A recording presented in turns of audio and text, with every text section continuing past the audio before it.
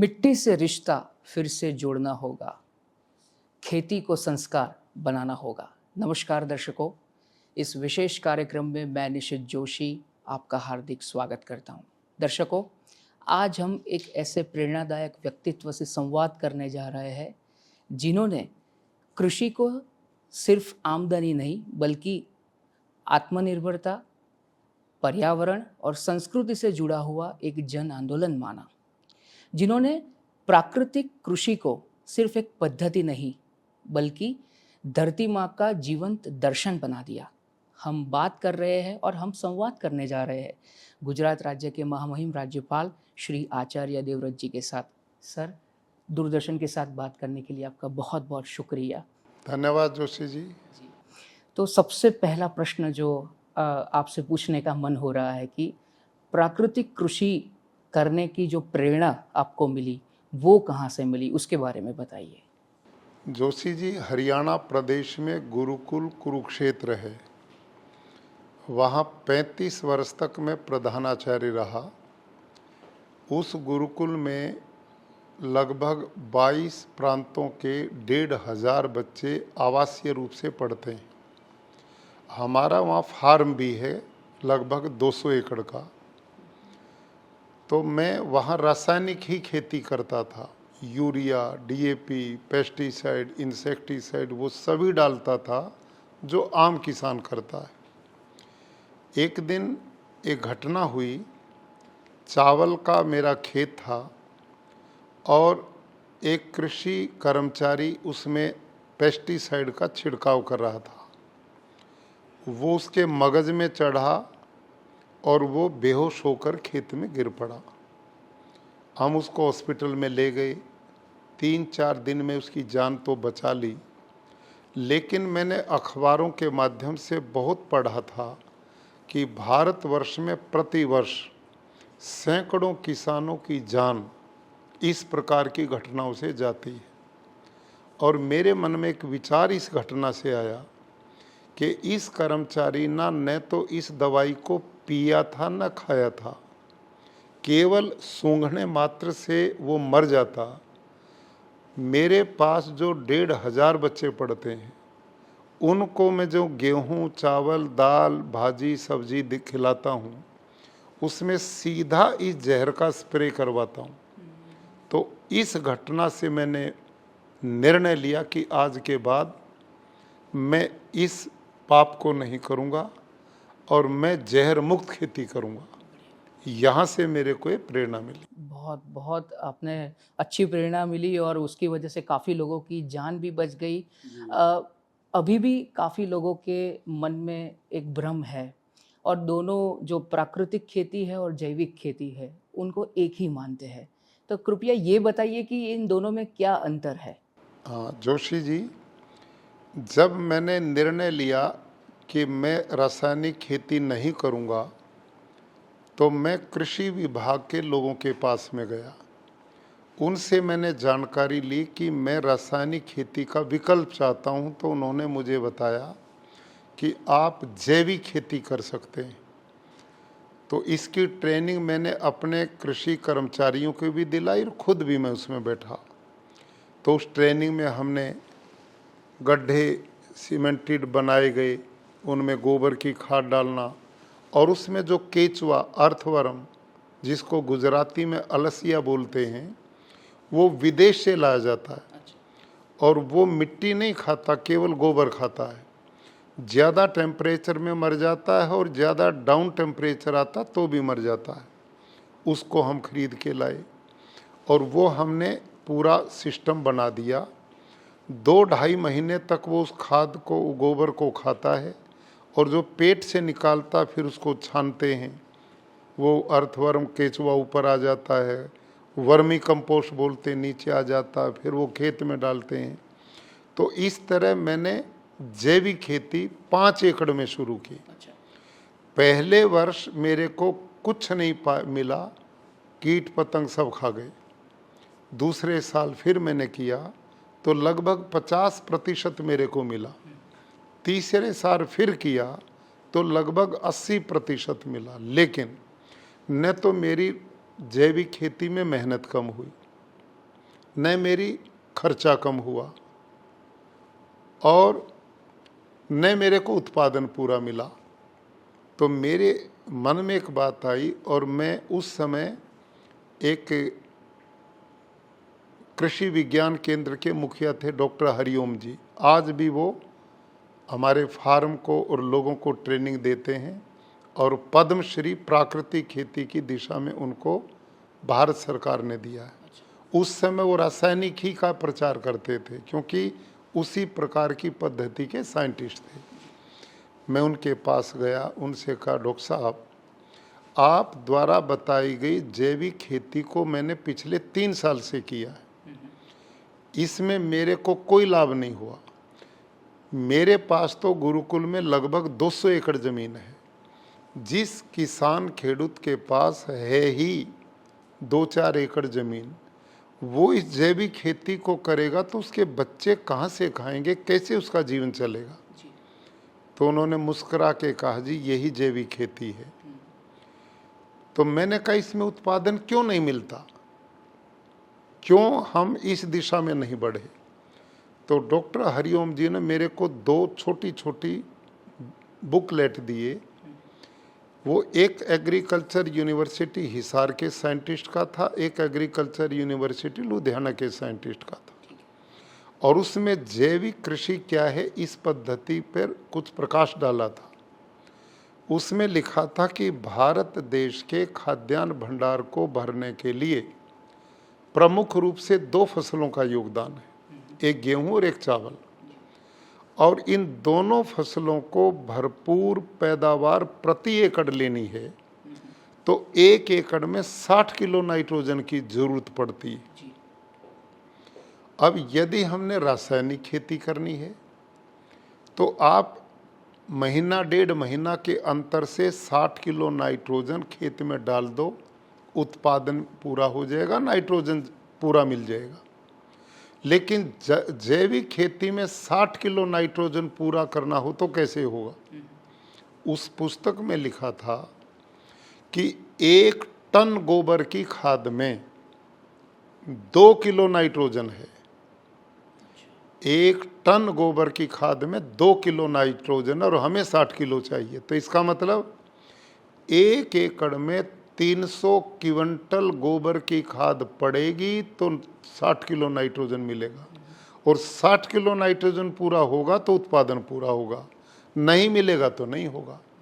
इसीलिए अब हम सब किसान भाइयों से भी मैं पूछना चाहूँगा कि क्या आज हमारे पास इतना पशुधन है कि जो हम प्रति एकड़ 300 क्विंटल गोबर की खाद डाल सकें, और यदि कोई डालना भी चाहे तो कितने पशु चाहिए, कम से कम 30-40 300 क्विंटल गोबर की खाद के लिए एकड़ 1 पशु 30-40 किसान उनको पालेगा या परिवार को पालेगा।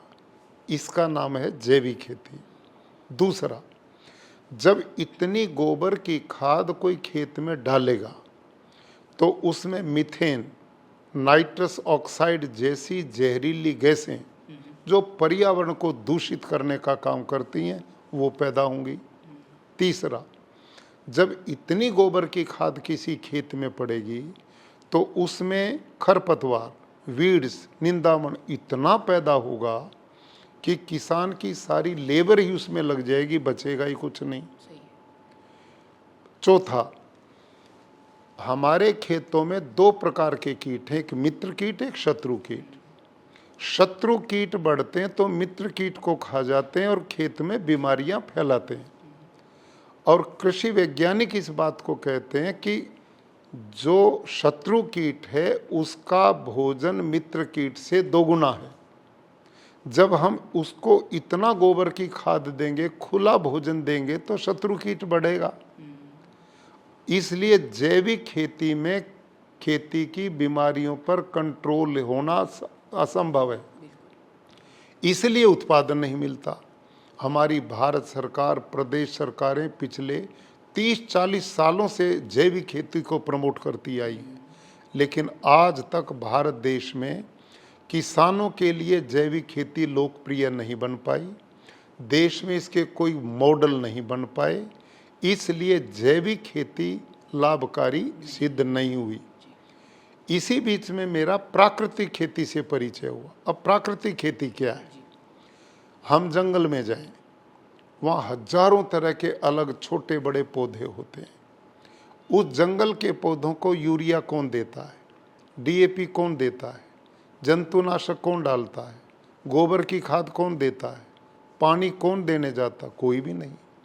और जंगल का हर पौधा स्वस्थ है, निरोग है। जंगल का पौधा समय आने पर फलों से लद जाता है। और जंगल के पौधे के किसी भी एक पत्ते को तोड़ो और प्रयोगशाला में ले जाओ, उसमें एक भी पोषक तत्व की कमी नहीं मिलती। Phosphor, zinc, potash, magnesium, iron, copper आदि जो पौधे को चाहिए वो भरपूर मात्रा में। जो नियम प्रकृति जंगल में पैदा करती है वही नियम हमारे खेत में हो, इसका नाम प्राकृतिक खेती है। बहुत अच्छा सर, बहुत अच्छे से आपने समझाया पूरा। अगर प्राकृतिक खेती की अगर बात को आगे ही बढ़ाए तो उसमें जो 3 मुख्य चीज़ें हैं, एक तो जीवामृत, बीजामृत और घन जीवामृत, उसका उपयोग कैसे होता है? जोशी जी, वैसे प्राकृतिक खेती के 5 आयाम हैं और प्राकृतिक खेती शुद्ध सूक्ष्म जीवाणुओं की खेती है। इस सूक्ष्म जीवाणुओं को रासायनिक खेती ने समाप्त कर दिया है। पुनः धरती को जीवित करने के लिए उसमें जीवाणुओं का भंडार बनाना पड़ेगा और भरपूर फसल उत्पादन हो प्राकृतिक खेती में। उसके लिए हमारे पहला नियम है बीज का चयन करना और उसको बीजामृत में संस्कारित करना, डुबो कर उसमें डुबो देना, छिड़क देना, ताकि उसमें कोई रोग बीमारी ना आए और उसका जर्मिनेशन पूरा हो। दूसरा है घन जीवामृत। हम देसी गाय इस प्राकृतिक खेती का मूल आधार है, क्योंकि देसी गाय ही एक ऐसा प्राणी है जिसका गोबर और गोमूत्र धरती माँ के लिए सूक्ष्म जीवाणुओं को बढ़ाने के लिए वरदान है। देसी गाय के 1 ग्राम गोबर में 300 करोड़ से भी ज़्यादा सूक्ष्म जीवाणु और गोमूत्र खनिज का भंडार है। हम क्या करते हैं कि घन जीवामृत बनाने की पद्धति है कि एक हम बेड बना लेते हैं देसी गाय के गोबर का और जीवामृत बनाते हैं। वो जीवामृत उस गोबर में जगह जगह जिग जग छेद कर करके उसमें डाल देते हैं। 10 दिन के बाद फिर हम उस गोबर को मिला देते हैं फावले से और फिर वैसे ही जिग जग करके जीवामृत से फिर उनको भर देते हैं। लगभग 15 दिन के बाद वो सारा गोबर चाय की पत्ती की तरह सूक्ष्म जीवाणुओं से भर जाता है। इसको हम घन जीवामृत बोलते हैं। और घन जीवामृत का काम है जैसे डीएपी गोबर खाद खेत में डाला जाता, वही काम ये घन जीवामृत खेत में करता है। कोई भी फसल बोने से पहले हम पहली बार 1 टन गोबर की खाद 1 एकड़ में कम से कम डालते हैं। वो इसलिए डालनी पड़ती क्योंकि भारत की सारी धरती यूरिया डीएपी जंतुनाशक ने बंजर बना दी है। पूरे देश की धरती का ऑर्गेनिक कार्बन 0.4 से 5 से नीचे आ गया, तो बंजर है, तो उसमें सूक्ष्म जीवाणु सब समाप्त हो गए। इसलिए हमें कम से कम 1-1.5 टन उसमें हम 1 एकड़ में घन जीवामृत डालते हैं और उसके बाद उसकी बुआई करते हैं, सोइंग करते हैं, बीज बोते हैं और जब वो अंकुरित हो जाए फसल तो उसमें जब भी पानी दिया जाए तो हम जीवामृत प्रत्येक पानी के साथ देते हैं और लगभग प्रति मास उसी का स्प्रे खेत में करते हैं। तो एक घन जीवामृत, दूसरा जीवामृत, ये 2 चीज मेन आधार हैं प्राकृतिक खेती में, जिनका मूल उद्देश्य है धरती के सूक्ष्म जीवाणु को बढ़ाना, फर्टिलिटी को बढ़ाना और पौधों को शक्ति प्रदान करना। इसी के साथ हम तीसरी पद्धति, चौथी का उपयोग करते हैं आच्छादन। हम धरती को ढक के रखते हैं, जो अवशेष खेत में हैं उनको जलाना बहुत बड़ा अपराध है, पाप है। वो अवशेष जो हैं, जब हम ढक देते हैं धरती को, एक तो जोशी जी जब धरती का तापमान 35 डिग्री से ज़्यादा होता है तो धरती का सारा ऑर्गेनिक कार्बन उड़ के आकाश में चला जाता, तो ग्लोबल वार्मिंग को जन्म देता, पर्यावरण को खराब करता है। ये ढकेंगे तो ऐसा नहीं होगा। और जब इसको हम आच्छादन ढक के रखते हैं तो जमीन में जो सूक्ष्म जीवाणु अलसिया केचुआ है, ये आच्छादन उसका भोजन होता है, बायोमास में कन्वर्ट होके खाद बन जाती है। और इसके ढकने से जो निंदामण खरपतवार वीड्स जमते हैं वो जमेंगे नहीं, वो किसान की लेबर खत्म हो जाएगी। और इसका पांचवा आधार है एक ही समय पर अनेक फसलों को बोना, बहु फसलों का बोना। गेहूं बोया, बीच में चना बो दिया, उसमें कहीं मूली लगा दी, कहीं सलजम लगा दी, कहीं गाजर लगा दी, कहीं धनिया लगा दिया। ऐसे कोई भी फसल हम करें, एक दलहन के साथ दूसरी एक दलीय फसल का प्रयोग करना, क्योंकि द्विदल फसल जितनी भी हैं वो धरती को नाइट्रोजन देंगी और दूसरी को एक दूसरे को सहारा देंगी। तो ये प्राकृतिक खेती के 5 मूल सिद्धांत और आयाम है। बिल्कुल, आपने 5 आयामों की बात की। सर, एक बात ऐसी भी चलती है कि जो प्राकृतिक खेती है वो सिर्फ और सिर्फ केवल छोटे किसानों के लिए है, तो उसके बड़े पैमाने पे इसको अपनाया जा सकता है? बिल्कुल, जैसे उदाहरण के रूप में मैं लगभग 200 एकड़ में प्राकृतिक खेती करता हूँ और गुजरात में ऐसे अनेक किसान हैं जो सैकड़ों एकड़ के हैं, 150-200 एकड़ के किसान हैं। तो ये खेती बड़ा हो या छोटा किसान हो, दोनों के लिए अत्यंत लाभकारी है। छोटा किसान तो बहुत ही आराम से इसे कर सकता है, बहुत ही सामान्य ढंग से कर सकता है, लेकिन बड़े किसान के लिए भी इसमें कोई भी असंभव नहीं है। बिल्कुल जी। मिट्टी की अगर बात करें तो आप हमेशा ये कहते हैं कि मिट्टी वो हमेशा जीवंत होती है, तो उसका वैज्ञानिक और आध्यात्मिक अर्थ हम जानने का प्रयास करें तो उसके बारे में आप क्या कहेंगे? देखिए, जीवंत मिट्टी वही है जिसमें सूक्ष्म जीवाणुओं का भंडार है, केचुए का भंडार है और मित्र कीट का भंडार है। वही सूक्ष्म जीवाणु ऐसे हैं जो गौ माता के पेट से गोबर से मिलते हैं। प्राकृतिक खेती में हम धरती से जो लुप्त हो गए हैं सूक्ष्म जीवाणु रासायनिक खेती के कारण, उनको पुनः हमने उनको बढ़ाने का काम करना है। जितना सूक्ष्म जीवाणु बढ़ेगा उतना ही धरती का ऑर्गेनिक कार्बन बढ़ेगा और उतनी धरती जीवंत हो जाएगी और उसकी फर्टिलिटी बढ़ती चली जाएगी। ये इसका मूल स्रोत है। जी बिल्कुल।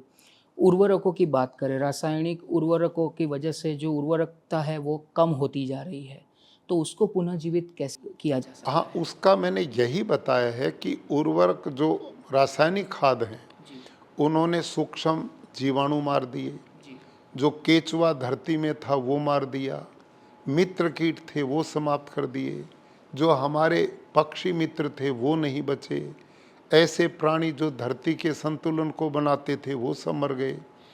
ये सारे के सारे पुनः धरती में उनको जीवंत करना ही धरती की उर्वरता को बढ़ाने का काम है।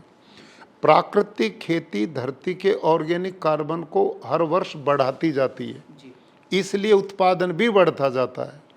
और रासायनिक खेती प्रतिवर्ष ऑर्गेनिक कार्बन को घटाने का काम करती है, इसलिए अब पूरे देश में यूरिया डीएपी की खपत बढ़ती जा रही।